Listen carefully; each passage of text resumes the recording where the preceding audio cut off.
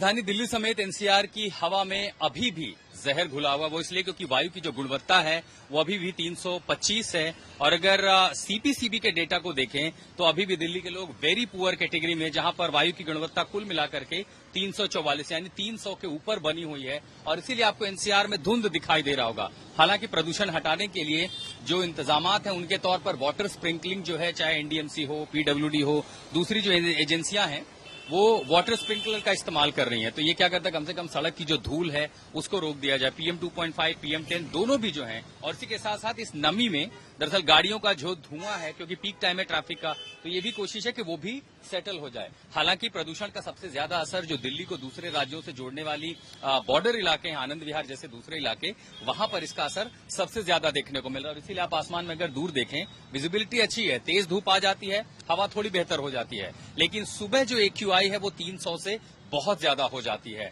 और अभी भी हालात, चूंकि ठंड जैसे जैसे बढ़ रही है, जो प्रदूषण के कारक है वो लगातार जमीन पर ही, सतह पर ही, सतही हवा अभी कम है, इसके चलते वो अभी भी इस मंडल में बने हुए हैं और इसके चलते अभी भी हवा जहरीली है। यानी जब तक तेज हवा नहीं आती है, पश्चिमी विक्षोभ नहीं आता है, तब तक इससे राहत नहीं मिलने वाली है। ऊपर से गाड़ियों का जो कार्बन इमिशन है और उसी के साथ साथ जो डस्ट है उस पर पूरी तरह लगाम नहीं लगाई जाएगी। ये स्थिति लगातार बनी हुई है। एक और दिन दिल्ली की हवा में जब एक बार फिर वायु की गुणवत्ता गिरी हुई है। दक्षिण दिल्ली से मनीष विधुड़ी के साथ मैं आशुतोष मिश्रा, आज तक।